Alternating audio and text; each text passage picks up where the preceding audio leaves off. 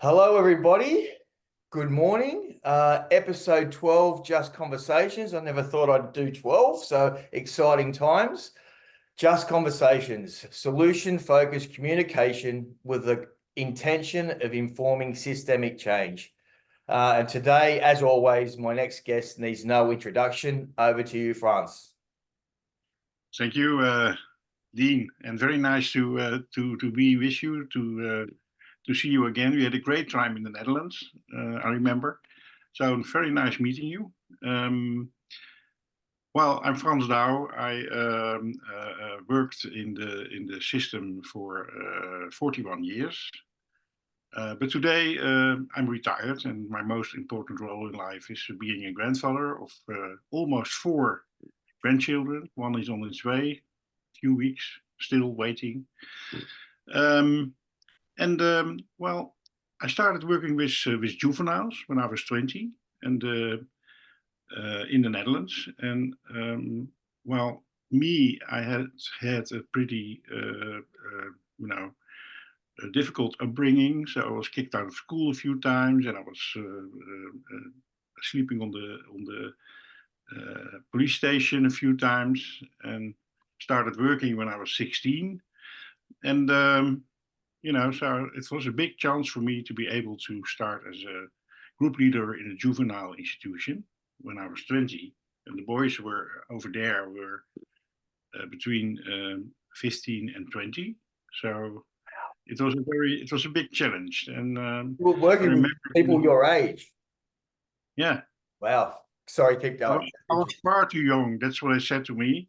Yeah. But they also knew, that's what they said also, when you're not capable, you will be out in a week, because the confrontation with the group of juveniles was pretty heavy.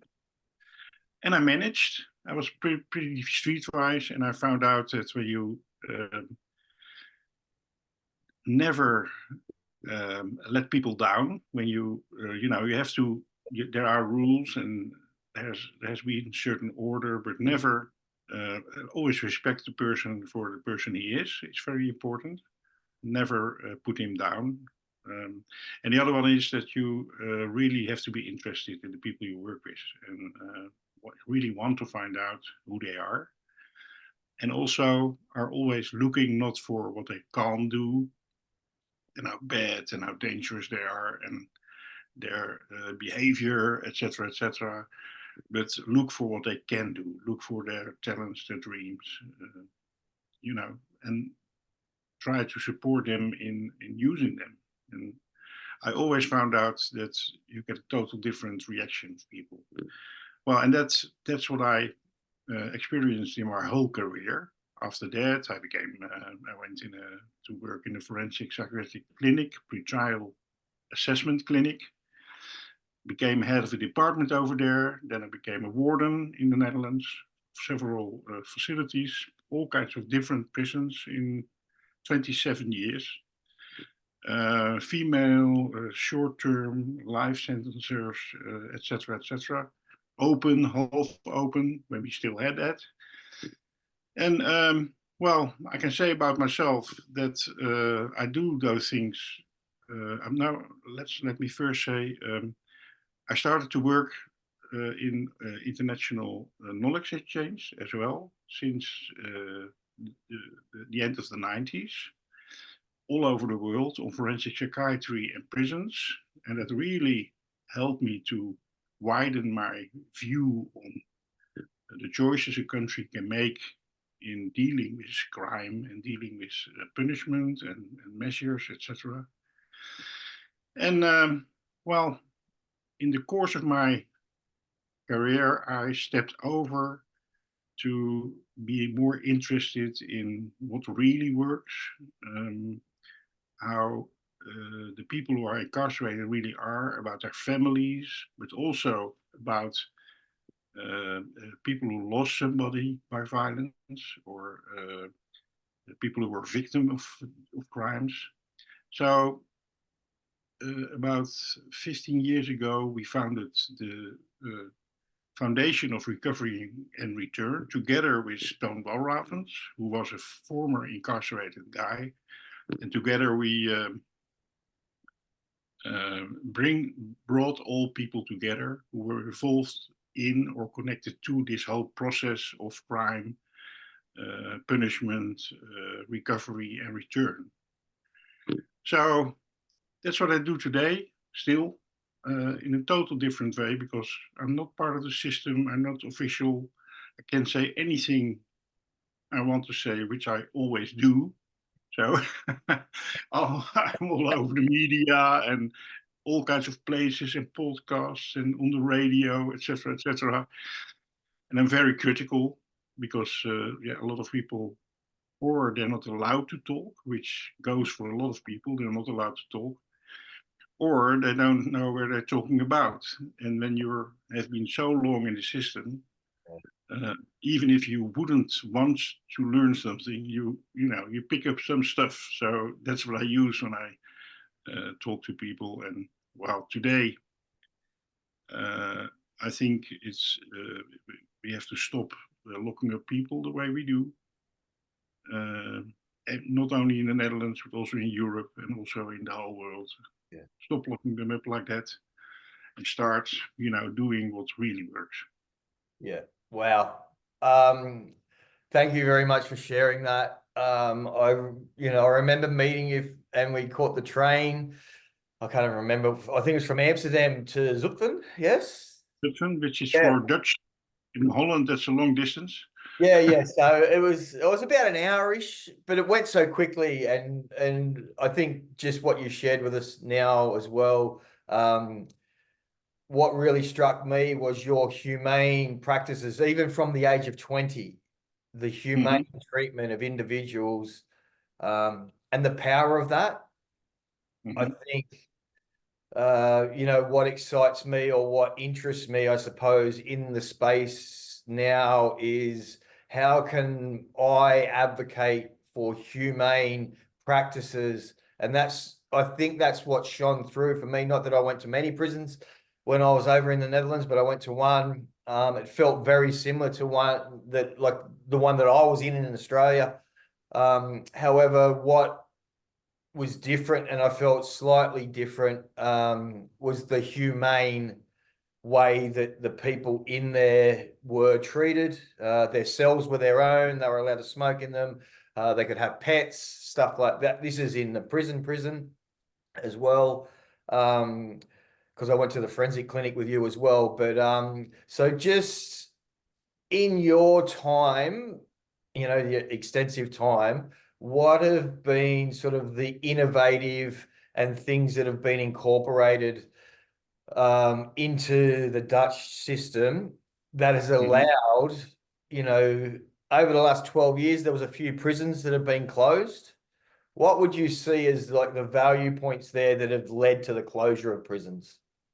Well, one of the most important things, and I was there when it happened, Yeah. was in the course of the 70s, we got a more liberal prison system. The person of the people who were suspected of a crime or who committed a crime became important. We really thought that when we did something good with them and when we did activities with them and we supported them and connected them with the right network in society, it would reduce crime. And I still believe that. So just do positive things with people, make a human connection. It will work. It will help. It's not like, putting a coin in a machine and it comes out. It's not like what some politicians want to say. Well, when I let incarcerated people do some art or another sort of project of education, I immediately want to see the recidivism lower. It doesn't work like that. It doesn't work like that. How it works is that sometimes it makes people make the choice earlier to stop with criminality.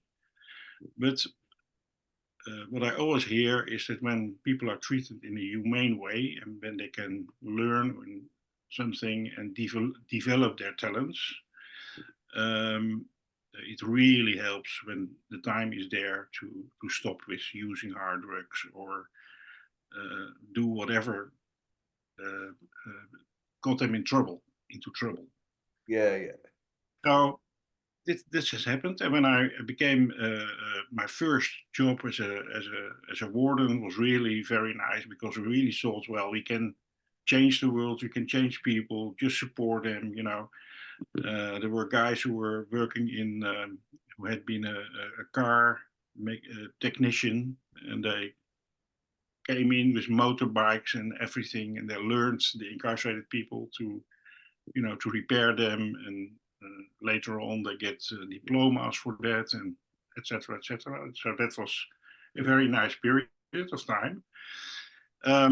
Later on, I became director of this psychiatric facility of the Dutch prison system, and during that time, it already changed in the Netherlands.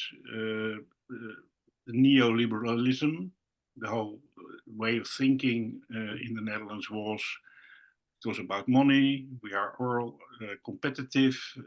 People have to be strong themselves. They don't help people because when they can't do it themselves, it's not worth investing energy and money in them.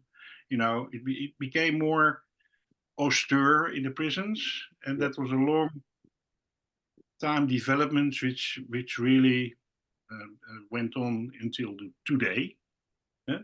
Like in all Western Europe and also in Scandinavia, the fear raises for everything, also for criminality. The systems become more repressive. People, they don't. There's not a lot of trust. There's a lot of control. There's not a lot of trust. Yeah. So it becomes worse and worse. But in my time, I had a very strange profile for a prison director. So I did all kinds of innovations, and I managed to, in the last 10, especially the last 10 years of my career, I managed to do all kinds of innovative projects. Like, for example, we had a very big garden, and incarcerated people, they built glass houses, they grew products that they went to the food banks, and they made their own products in metal, for example. There was an education department where incarcerated people educated other incarcerated people. So there was even one department with no staff around. Yeah. There were people with life sentences and very long-term sentences. I allowed them to have their own department over there. And the people who were selected for that department, those are the people where the staff, the experienced staff, had a good feeling in their belly about. We can trust them. They are able to use that to take responsibility for their own life. And it was a very nice department without any incidents for about 10 years. And then the political wind went more the repressive way. They were so scared of an incident which would never happen. There was no evidence that it did. Yeah, and all the political consequences of that, they were very scared. So then they stopped with that department. And well, at the end of 2015, the beginning of 2016, the conservative parties in the Netherlands, they became so strong. They were always strong, but they became even stronger. And they started to stop my different projects of mine, which were very safe, which were very, very productive, very useful. Also cost less money, because what I said to The Hague, our government, was when you give people more trust, when you give them more responsibility, when you approach them in a different way, really like human beings, you need a lot less money. So I really said to them, just give me 1 million euro less next year, if you allow me to do it my way. and they allowed me to do that. Yeah, wow. And it worked. It worked. Like the very simple principles about what people need, Yeah. and that goes for our children, that goes for us, that goes for also for incarcerated people and their families. The simple As principle. just as humans, as basic human needs, like we're both humans, even incarcerated or not. The Indeed, it simpler, works. the better, I believe. It works, and it always works. Yeah. And sometimes people, when I do a lecture, people say, "Well, you're a sort of old, crazy, idealistic guy from the '60s or so." And then I say, "Well, the difference between those guys and me is that I did it for 40 years, and I Yeah. can prove it. I can prove it that it works in practice. It's not just a story." Yeah. So then I got to retire because I thought, well, I'm going. It's going to be a very hard fight with the system when I continue. And I started doing podcasts. I wrote a book. I um, did continued with my knowledge exchange projects in all kinds of countries, Yeah. and I continued with the foundation. And well, me and Toon and are with a very big network in the Netherlands. Jerry is, of course, one of them. Yeah. Uh, but there are so many people involved. We Yeah. just continue our work and meet each other and try to make a difference. Yeah. And I think, for me, what shines through is the community. So it Mhm. takes a community, like, what I always say is a community problem requires a community solution. Exactly. So without, when you look at the judicial process and the criminal justice system, it's very individualized. Hmm. There's no Very true. collective, essentially. Well, actually, our Minister of Justice, I met him in Brussels again. I met him a few times before. And what I said to him, and I also wrote it on Facebook or on LinkedIn, is that the work has to be done in society, not in the prison. It has to be done in 100%. society. Oh, music to my ears. Yeah, I know, but it's so true, you know. Oh, yeah. What we need, but it's not like when he was there on the stage, he was talking about not in my backyard, and people don't want this, and people don't want that. So what I said to him, the first thing you have to do is that people in the neighborhoods, in the streets, in the communities, that they get the idea that they can decide about their own living environment, Yeah. that they learn how to use the competence to lead their own lives together, to make community and decide about everything which is important for them, Yeah. and then you can get into a situation that people can decide and feel themselves owner of their education, of their schools, of their companies, of their prisons, of their community.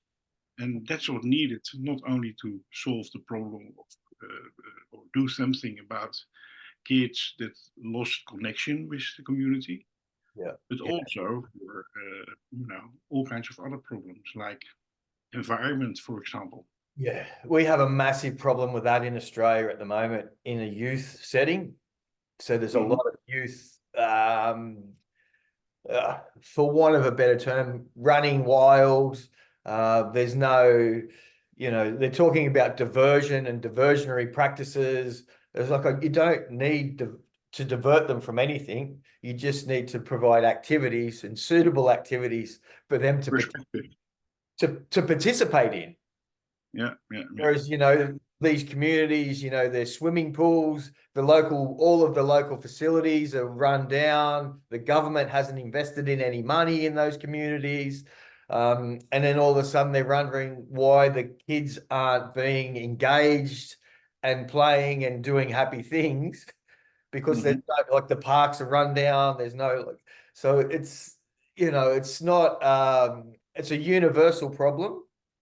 It doesn't discriminate around, you know, usually it's lower socioeconomic environments. That's sort of what it is in Australia. But yeah, that's part of what I like to talk about is how can we invest in a community to empower itself to take personal or community responsibility and say, hey, this isn't acceptable in our society. This is a problem. How do we address it? And then we reduce the need for incarceration, for you know, criminal justice, for all of that sort of stuff. So how do we, you know, how do we reduce and how do we engage the youth and reduce the need for prison? Yeah. Yeah. Well, there are a few things that I think when you pose a question like that. One of the first things is, of course, that I think that the the center of the problem is the way we look at each other. You know, I think that we have a sort of neighborhood around here, which is also with a lot of drug dealers, people from immigrants, etc., etc. All those poverty, all those kind of problems, and everybody looks in a certain way to people who come from that neighborhood, and has a judgment about the boys and girls who live there and people who live there. Well, the first thing is that it would be very nice if we all looked at them without judgment and would look at them as people like you and me who could contribute, can contribute a lot of talent, a lot of love, a lot of energy to the society. Yes. Because that way of looking locks people up in their neighborhood. Yeah. It's just a change of attitude in society.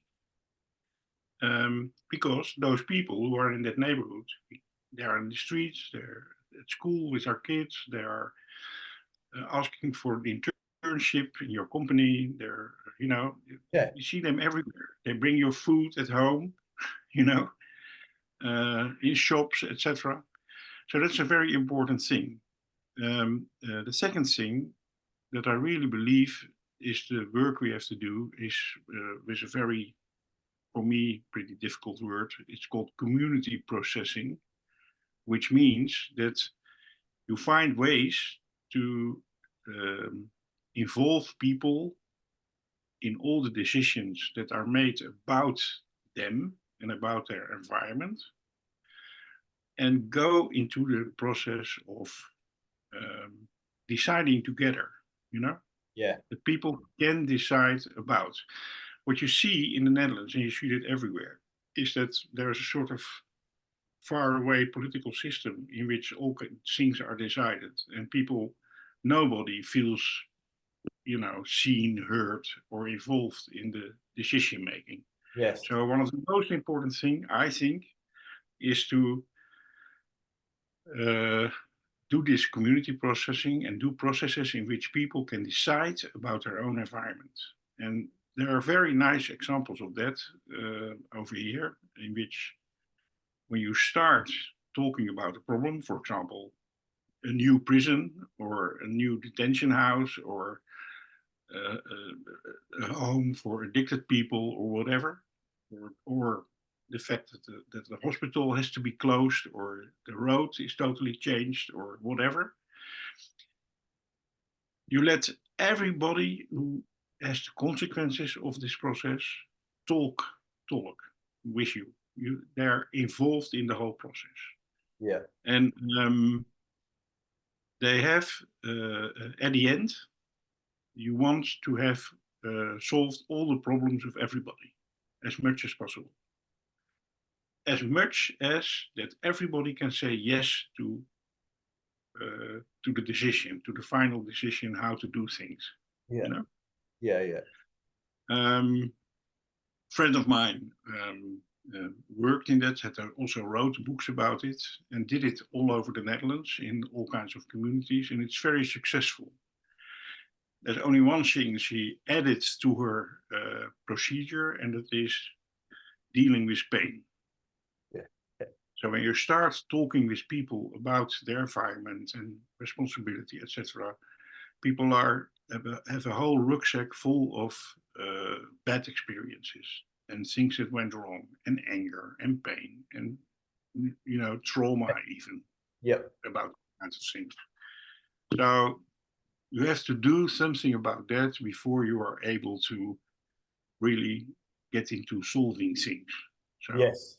put it on the table, Yeah. which Yeah. is a very intense investment to do this. But when you do it a few times, it gets better, and all the other procedures don't work. It doesn't work. It doesn't work. I always say, They're when you band-aids. when you make a plan for people, or you decide about people without those people, you are doing something against those people. Yeah. Yeah. And this is why I always invite people to, at the start, you tell me who you are. Yeah. Because I can tell people who you are, but that's just my opinion. Whereas I invite people, hey, you let me know who you are, because that's how this works. Yeah. Yeah. I had a very nice experience in Ukraine lately.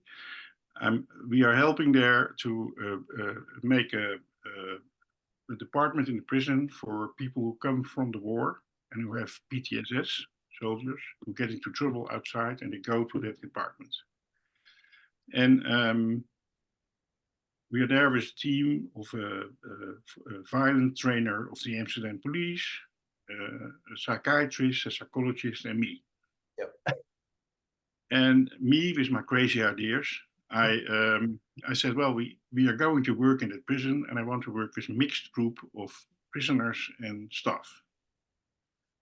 And everybody got along with me, but those Ukrainian people were very, curious, and I'm the expert, so they followed me. The psychiatrist and the psychologist leaned back because they thought, well, we're going to look at something interesting probably. And the violence trainer said, well, Frans, that's really not possible. I'm not going to do all kinds of stuff with inmates. Because I had said to him, I'm going to sit with the group to make the day program, to decide what activities we are going to do, etc., etc. And you are going to do a physical training about how to deal with incidents and how to manage yourself in a violent situation, Yeah. So he really, he didn't believe he could do it, but finally he accepted to work with a mixed group and Yep. try it, at least. Yep. So what happened there was what I knew would happen, and nobody else knew. That is that he had a wonderful time with those guys. He had a wonderful time. He said, do you know that inmate? He's Yeah. a fantastic guy, very positive, has very good ideas. So he totally, his whole image of incarcerated people, The humane connection. totally, in a few hours. People humanely. And I just, we could talk for hours, Frans. I really, at times, I really like to talk to you because we're so like-minded, and it's good to know that there's other people in the world doing work that I believe Yeah. in. And that also, it brings up fear, because I really don't like to agree with everybody. because that doesn't bring change, if you know what I mean. Like, you need to agitate. So, Well, I tell it because people who listen to this probably can try it in all kinds of situations. yeah. Can I give one more tip? Yes, we've got like 5 minutes, and I want one more question to ask you. But yes, go for it. I will be very quick. Yes. The group I worked with, we made an inventarization of all the talents, all the hobbies, all the skills and experience of all the incarcerated people and all the staff members, which were in total about 160 things we could use from people. And we concluded that it was we could run a multinational company with that. So much talent there was in this old prison. Yep.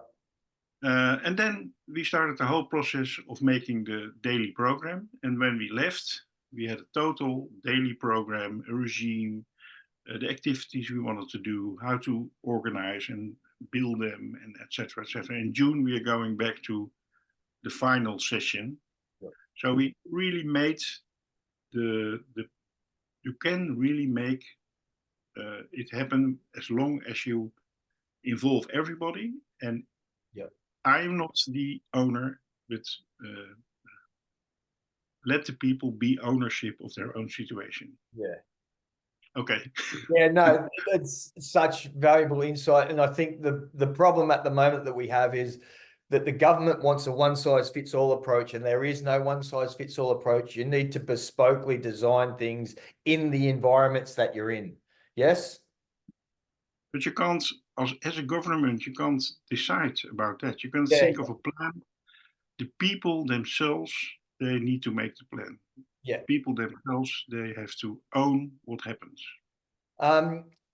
This is a question I always ask everybody at the end. What brings you joy, and how do you bring joy into your life that then on flows into other people's life? Because that's, I think joy and hope are the most undervalued things that we have.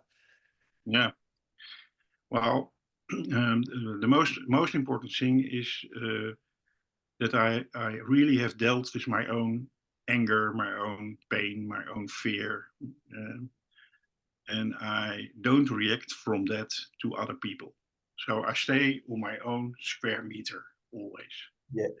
And I don't judge people. Yep. At all. I work every day on it.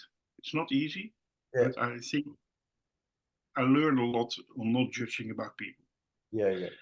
Which means that I can respect everybody on his own square meter. Everybody can be who he or she is, in my view. Yeah.